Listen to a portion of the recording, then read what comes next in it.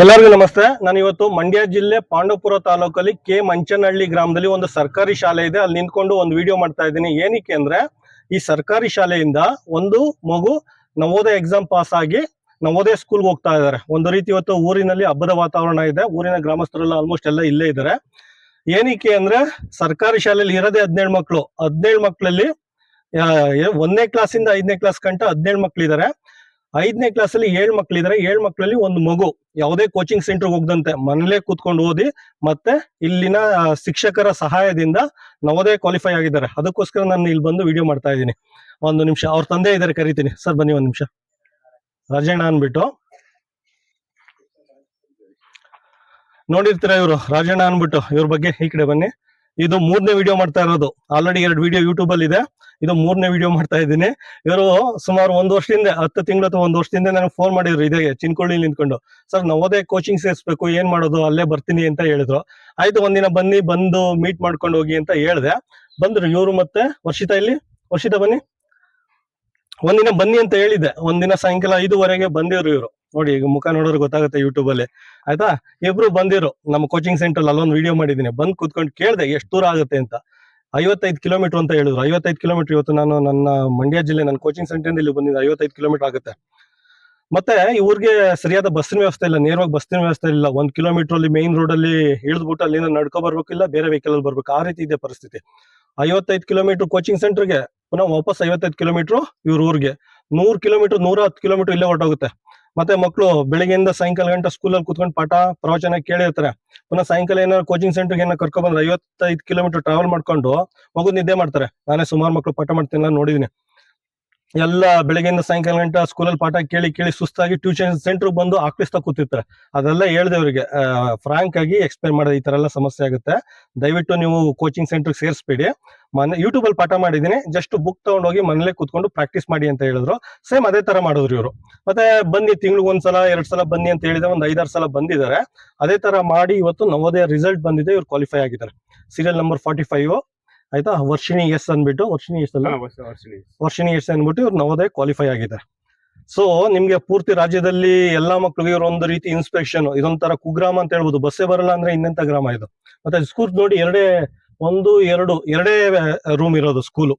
2 room ಇದೆ, 17 ಮಕ್ಳು ಮಾತ್ರ. ಮತ್ತೆ 5ನೇ ಕ್ಲಾಸ್ ಅಲ್ಲಿ 7 ಜನ ಇದಾರೆ. ಅದು ಇವ್ರು ಕ್ವಾಲಿಫೈ ಆಗಿದ್ದಾರೆ ಅಂದ್ರೆ ಈ ಮಗು ಪೂರ್ತಿ ರಾಜ್ಯದಲ್ಲಿ ಓದ್ತಾರೋ ಎಲ್ಲಾ ಮಕ್ಳಿಗೂ ಒಂದು ರೀತಿ ಇನ್ಸ್ಪಿರೇಷನ್. ನೀವೆಲ್ಲ ಉತ್ತರ ಕರ್ನಾಟಕ ಎಲ್ಲ ನೋಡಿರ್ಬೋದು. ಎಲ್ಲ 2 ವರ್ಷ ರೆಸಿಡೆನ್ಷಿಯಲ್ ಕೋಚಿಂಗ್ ಆಗ್ತಾರೆ.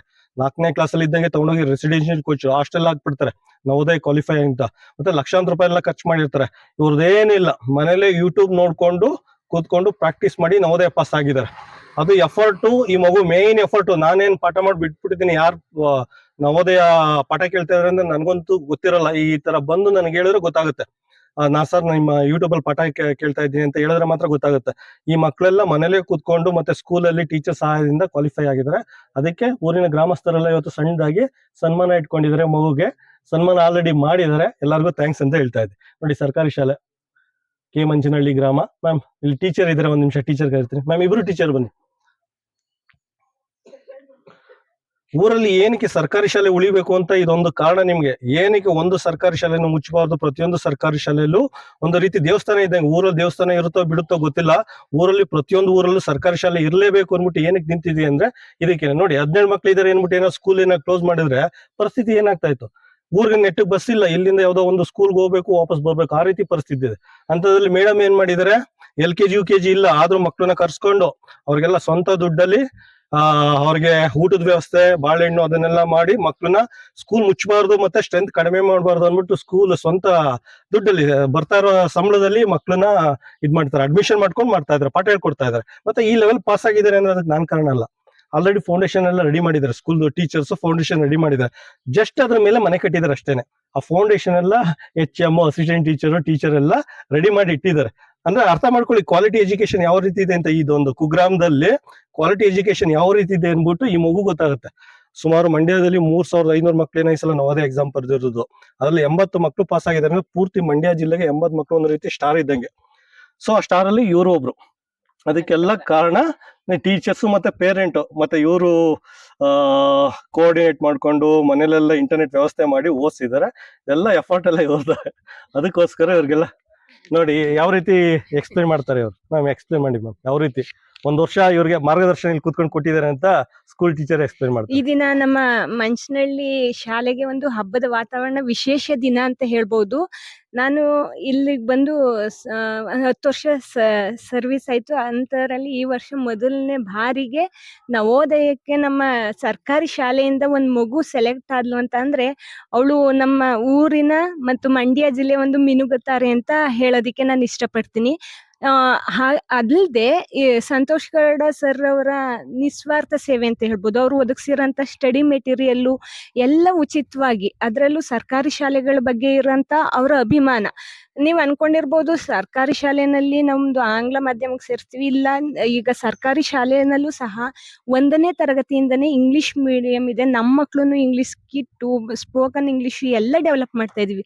ಯಾಕೆ ಅಂದ್ರೆ ದಾಖಲಾತಿಯನ್ನ ಹೆಚ್ಚು ಮಾಡ್ಕೊಳಕ್ ಸಲುವಾಗಿ, ಮತ್ತೆ ಸರ್ಕಾರಿ ಶಾಲೆಗಳನ್ನ ಉಳಿಸ್ಕೊಳಕ್ ಸಲುವಾಗಿ. ಅಂತಹ ಶ್ರಮದ ಪ್ರಯತ್ನದಲ್ಲಿ ಇದು ಒಂದು ಅಂತ ಹೇಳೋದಿಕ್ಕೆ ನಾವು ಇಷ್ಟಪಡ್ತೀವಿ. ಜೊತೆಗೆ ಸಂತೋಷ್ ಗೌಡ ಸರ್ ಅವ್ರು ಇರೋದ್ರಿಂದ ಇಂತಹ ಪ್ರತಿಭಾನ್ವಿತ ಮಕ್ಕಳಿಗೆ ಒಂದು ದಾರಿದೀಪ ಅವರು ಅಂತ ಹೇಳೋದಿಕ್ಕೆ ನಾನು ಈ ಮೂಲಕ ಅಭಿನಂದಿಸ್ತಾ ಅವ್ರನ್ನ ಅಭಿನಂದನೆಯನ್ನ ಹೇಳ್ತೀನಿ ಅಂತ ಹೇಳ್ಬೋದು. Thank you. ಎಲ್ಲ ಪೋಷಕರಲ್ಲೂ ವಿನಂತಿ ಏನಂದ್ರೆ, ಎಲ್ಲರೂ ಸರ್ಕಾರಿ ಶಾಲೆಗೆ ಸೇರಿಸಿ. ಊರಲ್ಲೊಂದು ಸರ್ಕಾರಿ ಶಾಲೆ, ಒಂದು ದೇವಸ್ಥಾನ ಆದರೆ ಐತೆ ಅಂತ ಅಂದ್ರೆ ಆ ಊರೇ ಒಂದು ಸುಂದರ. ಹಬ್ಬಕ್ಕೆ ದೇವಸ್ಥಾನಕ್ಕೆ ಹಬ್ಬ ಮಾಡ್ತೀರಾ, ಶಾಲೆಗೆ ನಾವು ಬೇಕಾದಷ್ಟು ಕಾರ್ಯಕ್ರಮಗಳೆಲ್ಲ ಮಾಡ್ತೀವಿ. ಆಗ ನಿಮ್ಮನ್ನೆಲ್ಲ ಕರೀತೀವಿ, ಹಬ್ಬದ ವಾತಾವರಣ ಇರುತ್ತೆ. ದಯವಿಟ್ಟು ಸರ್ಕಾರಿ ಶಾಲೆಗಳನ್ನ ಉಳಿಸಿ ಬೆಳೆಸಿ, ನಿಮ್ಮ ಮಕ್ಕಳನ್ನ ನೀವೇ ನಿಮ್ಮೂರ ಶಾಲೆಯಲ್ಲೇ ಸೇರಿಸಿ. ಪೇರೆಂಟ್ಸ್ ಎಲ್ಲ ಬಂದು ಟೀಚರ್ಸ್ನ ಕೇಳಿ, ನಮ್ಮ ಮಕ್ಕಳಿಗೆ ಇದು ಕಲಿಸಿ, ಅದನ್ನ ಕಲಿಸಿ, ನಮ್ಮ ಮಗು ಕಲ್ತಿಲ್ಲ ಅಂತ ಹೇಳಿ ನಾವೇ ಕರಿತೀವಿ, ನೀವು ಬರ್ತಾ ಇಲ್ಲ, ಅಷ್ಟೇ ವ್ಯತ್ಯಾಸ ಆಗಿರೋದು. ಸಂತೋಷ್ ಗೌಡ ಸರ್ ಅವರಿಗೆ ನಮ್ಮ ತುಂಬು ಹೃದಯದ ಅಭಿನಂದನೆಗಳು. Thank you. ಬೊಕ್ಕೆ ತಗೋಬಪ್ಪ, ಅದು ಬೊಕ್ಕೆ ಒಂದು ಬುಕ್ ಇದೆ ಟೇಬಲ್ ಮೇಲೆ ಐತೆ. ಈಗ ನಮ್ಮ ಸ್ಟಾರ್, ಮಂಡ್ಯ ಜಿಲ್ಲೆಯ ಸ್ಟಾರ್ ಸರ್ಕಾರಿ ಶಾಲೆಯ ಹೆಣ್ಣು ಮಗಳು, ಇವರಿಗೆ ನನ್ನ ಕಡೆಯಿಂದ ಕಿರು ಕಾಣಿಕೆ. Thank you sir. ಮತ್ತೆ ಒಂದು ಬುಕ್ ಇದು ಮಾಡ್ತಾ ಇದ್ದೀನಿ, ಒಂದು ಬುಕ್ ಕೊಡ್ತಾ ಇದ್ದೀನಿ. ಏನಕ್ಕೆ ಅಂದರೆ ಸೈನಿಕ್ ಸ್ಕೂಲ್ ನವೋದಯ ಆಲ್ರೆಡಿ ಹೇಳ್ತಾ ಇದ್ದೀನಿ, ಪ್ರತಿ ಸಲ ಹೇಳ್ತಾ ಇದ್ದೀನಿ. ನವೋದಯ ಪರೀಕ್ಷೆ UPSC ತಯಾರಿಯ ಮೊದಲನೇ ಹೆಜ್ಜೆ ಆಗಿರುತ್ತೆ. ಆ ಮೊದಲನೇ ಹೆಜ್ಜೆ ದಾಟ್ಬಿಟ್ಟಿದ್ದಾರೆ ಮಗು. ಈಗ ನೆಕ್ಸ್ಟ್ ಇವ್ರೇನಾದ್ರು UPSC ಎಕ್ಸಾಮ್ ಬರೀಬೇಕು ಅಂದರೆ 2ನೇ ಹೆಜ್ಜೆ ಸೈನಿಕ್ ಸ್ಕೂಲ್ ಎಕ್ಸಾಮ್ ಬರೀಬೇಕು. ಫಸ್ಟ್ ಹೆಜ್ಜೆ UPSC ಪರೀಕ್ಷೆಗೆ ಮೊದಲನೇ ಹೆಜ್ಜೆ ನವೋದಯ ಪರೀಕ್ಷೆ ಆದರೆ, 2ನೇ ಹೆಜ್ಜೆ ಸೈನಿಕ ಸ್ಕೂಲ್ ಆಗಿರುತ್ತೆ. ಅದನ್ನ 6ನೇ ಕ್ಲಾಸಲ್ಲೂ ಎಕ್ಸಾಮ್ ಬರಿಬೋದು, 5ನೇ ಕ್ಲಾಸಲ್ಲೂ ಬರಿಬೋದು, 6ನೇ ಕ್ಲಾಸಲ್ಲೂ ಬರಿಬೋದು. ಅದರಿಂದ ನೀವು ಈಗ ರಜಾ 1.5 ತಿಂಗಳು ರಜಾ ಇದೆ, ಕೂತ್ಕೊಂಡು ರೆಡಿ ಆಗಬೇಕು, ಸೈನಿಕ್ ಸ್ಕೂಲ್ಗೆ ರೆಡಿ ಆಗಬೇಕು. ತಗೊಳ್ಳಿ ಆಯ್ತಾ. ಮತ್ತೆ ಇನ್ನೊಂದು ವಿಷಯ ಏನು ಅಂದ್ರೆ, ಇಲ್ಲಿ ಇದರಲ್ಲ ಮಕ್ಕಳು 3ನೇ ಕ್ಲಾಸ್ 4ನೇ ಕ್ಲಾಸ್ ಮಕ್ಳಿಗೆಲ್ಲ ಈಗ 1.5 ತಿಂಗಳು ಕೂತ್ಕೊಂಡು ಟ್ರೈನ್ ಅಪ್ ಮಾಡ್ಬೇಕು. ಈಗ ನೀವೇ ಟೀಚರ್, ಕ್ವಾಲಿಫೈಡ್ ಟೀಚರ್. ಈಗ ನಾನು ನವೋದಯ ಪಾಸ್ ಆಗಿಲ್ಲ, ನಾನು ಇದು ಕ್ವಾಲಿಫೈಡ್ ಅಲ್ಲ ಅಂತ ಹೇಳ್ಬೋದು. ಇವರು ಕ್ವಾಲಿಫೈಡ್, ನವೋದಯ ಪಾಸ್ ಆಗಿದ್ದಾರೆ. ಈ ಮಗು ನವೋದಯ ಪಾಸ್ ಆಗಿದೆ ಅಂದ್ರೆ ಇವರು ಕ್ವಾಲಿಫೈಡ್ ಟೀಚರ್. ಈಗ ಎಲ್ಲರಿಗೂ ಗೈಡ್ ಮಾಡ್ತೀರಾ ಆಯ್ತಾ. 3ನೇ ಕ್ಲಾಸ್ 4ನೇ ಕ್ಲಾಸ್ ಮಕ್ಕಳಿಗೆಲ್ಲ ಮೆಂಟಲ್ ಅಬಿಲಿಟಿ ಪ್ಯಾಸೇಜ್ ಎಲ್ಲ ನೀವೇ ಟೀಚರ್ ತರ ಗೈಡ್ ಮಾಡ್ಬೇಕು. ಮತ್ತೆ ಅಕ್ಕಪಕ್ಕ ಯಾವ್ದಾರ ಊರಿದ್ರೆ ಹೇಳಿ ದಯವಿಟ್ಟು. ಇನ್ನು 1.5 ತಿಂಗಳು ಅದಾದ್ಮೇಲೆ ಬೇರೆ ಸ್ಕೂಲ್ ಹೊರಟೋಗ್ತಾರೆ ಇವರು, ನವೋದಯ ಸ್ಕೂಲ್ ಹೋಗ್ತಾರೆ. ಅದ್ರೊಳಗೆ ಅಕ್ಕಪಕ್ಕ ಮತ್ತೆ ಪ್ರೈವೇಟ್ ಸ್ಕೂಲ್ಗೆಲ್ಲ ಬೇರೆ ಬೇರೆ ಮಕ್ಕಳೆಲ್ಲ ಹೋಗ್ತಾ ಇರ್ತಾರಲ್ಲ, ಅವ್ರಿಗೆಲ್ಲ ಕರ್ಕೊಂಡ್ಬಂದು ಟ್ರೈನ್ ಅಪ್ ಮಾಡಿ ಇವರೇ ಸಾಕು ಹೇಳ್ಕೊಡಕ್ಕೆ. ಮತ್ತೆ ಯೂಟ್ಯೂಬ್ ಅಲ್ಲಿ ಹೇಳ್ತಾರೆ, ಇವ್ರು ಗೈಡ್ ಮಾಡ್ತಾರೆ. ಯಾವ್ದೇ ರೀತಿ ಯೂಟ್ಯೂಬ್ ನೋಡ್ಕೊಂಡು ಪ್ರಾಕ್ಟೀಸ್ ಮಾಡುವಂತ ಇವ್ರು ಗೈಡ್ ಮಾಡ್ತಾರೆ. ದಯವಿಟ್ಟು ಎಲ್ಲರೂ ಹೇಳಿ, ಇವರೇ ಟೀಚರ್, ಅಲ್ಲಿ ಗಂಟ ಎಲ್ಲೂ ಕೋಚಿಂಗ್ ಸೆಂಟರ್ ಹೋಗೋ ಅವಶ್ಯಕತೆ ಇಲ್ಲ. ಆ ತರ ಮಾಡಪ್ಪ, ಮಾಡ್ತೀರಾ? ನೆಕ್ಸ್ಟ್ ಮುಂದಿನ ವರ್ಷ 6ನೇ ಕ್ಲಾಸ್ಗೆ ನವೋದಯ ಎಕ್ಸಾಮ್ ಬರೀಬೇಕು. ಈಗ ಟೈಮ್ ಇದೆ, 1.5 ತಿಂಗಳು ಕೂತ್ಕೊಂಡು ಪ್ರಾಕ್ಟೀಸ್ ಮಾಡಪ್ಪ ಆಯ್ತಾ. ಯೂಟ್ಯೂಬ್ ನೋಡ್ಕೊಂಡು ಪ್ರಾಕ್ಟೀಸ್ ಮಾಡಿ. ಎಲ್ಲರಿಗೂ ಥ್ಯಾಂಕ್ ಯು. ಇವತ್ತು ಮಂಡ್ಯಗೌಡ್ರ ಹತ್ರ ಸರ್ ಹತ್ರ ನಮ್ಮ ಮಗಳು ಯೂಟ್ಯೂಬ್ ಕ್ಲಾಸ್ ನೋಡ್ಕೊಂಡು ಈ ಒಂದು ನವೋದಯನ ಪಾಸ್ ಮಾಡಾಳೆ. ಈ ಒಂದು ನವೋದಯಕ್ಕೆ ಹೋಗ್ಬೇಕಾದ್ರೆ ನನ್ನ ಮೊದಲನೇ ಪ್ರೇರಣೆ ಯಾರ ಗೊತ್ತಾ? ಸತ್ಯಮೇ ಮಿಸ್. ಇವೆಲ್ಲ ಹೊಡಿತಾರೆ ಅಂತ ಇದು ಮಾಡ್ಬೋದು.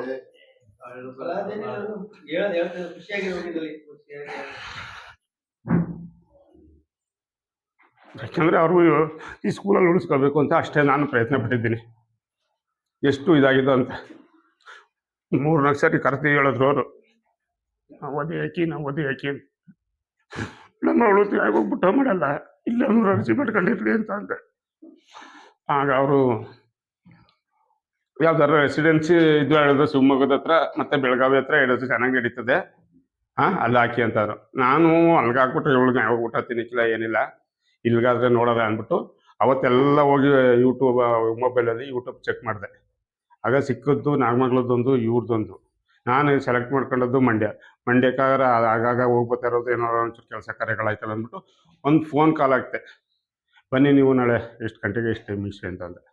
ನನ್ನ ಅನಿಸಿಕೆ ಏನಿದ್ದು, ಆನ್ಲೈನ್ ಕ್ಲಾಸ್ ತಗೊಂಡ್ರೆ ಇದು ಮಾಡ್ತಾರೆ, ಯಾರು ಏನು ಫ್ರೀ ಮಾಡಲ್ಲ ಇವತ್ತಿನ ದಿನದಲ್ಲಿ ಅಂದ್ಬಿಟ್ಟು ನಾನು ಅವತ್ತು ಒಂದಷ್ಟು ಫೀಸ ಇಲ್ದಿರೋದ ಹೊಂದಿಸ್ಕೊಂಡು ಹೋಗಿದೆ. ಆಮೇಲೆ ಹೋದಾಗ ಬಂದರು. ಹೋದಾಗ ಇದು ಮಾಡಿದ್ರು, ಒಂದು ಭಾಷೆಯಲ್ಲಿ ಗ್ರಿಪ್ ಇರಬೇಕು. ಯಾವುದೇ ಮಗು ನವೋದಯ ಪಾಸ್ ಮಾಡಬೇಕು ಅಂತಂದರೆ ಭಾಷೆಯಲ್ಲಿ ಗ್ರಿಪ್ ಇಲ್ಲ ಅಂತಂದರೆ ತುಂಬ ಕಷ್ಟ ಐತೆ. ಇನ್ನು ಇದೊಂದು ಇದು ಎಕ್ಸಾಮ್ ಅಟೆಂಡ್ ಮಾಡವ ಅಂದ್ಬಿಟ್ಟು ಒಂದು ಇದಾಗ ಕೊಟ್ಟರು. ಆ ಇದಾಗ ಕೊಟ್ಟಾಗ ನೀನೇನು ಮಾತಾಡಲಿಲ್ಲ ಅವರು. ನಾವು ಇವು ಇದು ಮಾಡಿಬಿಟ್ಟು ಒಂದು 10 ನಿಮಿಷ ಬಿಟ್ಕೊಂಡು ಬಂದು ಕೊಟ್ಟರು. ಇದು ಕನ್ನಡ ಎಕ್ಸಾಮಲ್ಲ 5 ತೆಗೋದು. ಇವರು ಅಂದದ್ದು ಇಷ್ಟೇ, ಹೋಗಿ 8:30 ಬರೋಗಿ ಆಮೇಲೆ ಅಂತಂದ್ರು ಎಷ್ಟೇ. ಆಮೇಲೆ ಬಂದೆ 8:30 ಹೋದೆ. ಇವಳು ಅವತ್ತೇ ಹೇಳಿದ್ರು, ಇವಳು ನವೋದಯ ಸೆಲೆಕ್ಟ್ ಆಗೋ ಕ್ಯಾಂಡಿಡೇಟು. ನನ್ನ ಯೂಟ್ಯೂಬ್ ಚಾನಲ ನೀವು ತೋರಿಸಿ, ಆಗಾಗ ಎಕ್ಸಾಮ್ ಹತ್ರ ಬಂದಾಗ ವಾರಕ್ಕೆ 10 ದಿನಕ್ಕೆ ಬಂದು ನಾನು ಟೆಸ್ಟ್ ಕೊಡ್ತೀನಿ, ಅಟೆಂಡ್ ಮಾಡಿ ಅಂತ ಹೇಳಿದ್ರು. ಹಾಗೆ ಅದೇ ಆಯಿತು. ಬಂದೆ. ಆಮೇಲೆ ಇವರು ಯಾವುದೋ ಒಂದು ಸಜೆಷನ್ ಮಾಡಿದ್ರು, ಇಂಥ ಜೆರಾಕ್ಸ್ ಐತೆ, ಜೆರಾಕ್ಸ್ ತಗೊಳ್ಳೋದು. ನನಗೆ ಮಂಡ್ಯ ಅಷ್ಟು ಇದು ಗೊತ್ತಿಲ್ಲ ಸರ್ ಅಂತ. ಇವರೇ ಬಂದು ಅಂಗಡಿ ಹತ್ರ ಬಂದು ಜೆರಾಕ್ಸ್ ಹಾಕಿಸ್ಕೊಟ್ಟು ಪಾಪ ಇವರೇ ದುಡ್ಡು ಕೊಡೋಕೆ ಹೋಗ್ತಾಯಿದ್ರು. ಅವ್ರಿಗೆ ಸರ್ಕಾರಿ ಶಾಲೆ ಅಂದರೆ ಅಭಿಮಾನ. ಆ ಅಭಿಮಾನ ಇರೋದಕ್ಕೆ ಅವರು ಇವತ್ತು ಸರ್ಕಾರಿ ಶಾಲೆ ಮುಚ್ಚೋಗ ಅಂತ ಬರ್ತಾವೆ. ಇವರು ಈಗ ಮುಂದಿನ ಫೆಬ್ರವರಿ 14 ಏಪ್ರಿಲ್ 14ರಿಂದ ಸೈಕಲ್ ಜಾಥಾ ಇದು ನಡಿಗೆ ಕಾರ್ಯಕ್ರಮ ಇಟ್ಕೊಂಡವ್ರೆ. 27ಕ್ಕೆ ಚಿನ್ಕುಳ್ಳಿ ಇಲ್ಲಿ ಪಂಚಾಯತಿಗಳನ್ನು ಇಟ್ಕೊಂಡವ್ರೆ. ಮತ್ತೆ 24ಕ್ಕೆ ತಂಡೇಕೆರೆ, ಚಿಳ್ನೆರೆ ಈ ಪಂಚಾಯತಿಗಳ ಇಟ್ಕೊಂಡವ್ರೆ. ಈ ನಮ್ಮ ನವೋದಯ ಎಕ್ಸಾಮ್ ಡಿಸೆಂಬರ್ 13 ಅವತ್ತೊಂದು ದಿನ ಇವರು ಸರ್ಕಾರಿ ಶಾಲೆ ಉಳಿವಿಗಾಗಿ ಸತ್ಯಾಗ್ರಹವನ್ನ ಮಂಡ್ಯದಲ್ಲಿ ಹಮ್ಮಿಕೊಂಡಿದ್ರು. ಇಂಥ ಸರ್ಕಾರಿ ಶಾಲೆಗೆ ದುಡಿತಾರ ವ್ಯಕ್ತಿ, ಪ್ರಾಮಾಣಿಕ ವ್ಯಕ್ತಿ ಅಂತ ನಾನು ಹೇಳೋಕ್ಕೆ ಇಷ್ಟಪಡ್ತಾ, ಅದೇ ರೀತಿ ನನ್ನ ಮಗಳನ್ನ ಆಮೇಲೆ ಬುಕ್ ಬಂದಾಗ ಪಾಪ ಸರ್ಕಾರಿ ಶಾಲೆ ಮಕ್ಕಳು ಓದೋ ಮಕ್ಕಳಿಗೆ ನಾನು ದುಡ್ಡು ಇಸ್ಕೊಳಿಕ್ಕಿಲ್ಲ ಅಂದ್ಬಿಟ್ಟು ದುಡ್ಡು ಇಸ್ಕೊಳ್ದೇ ಇದ್ರು.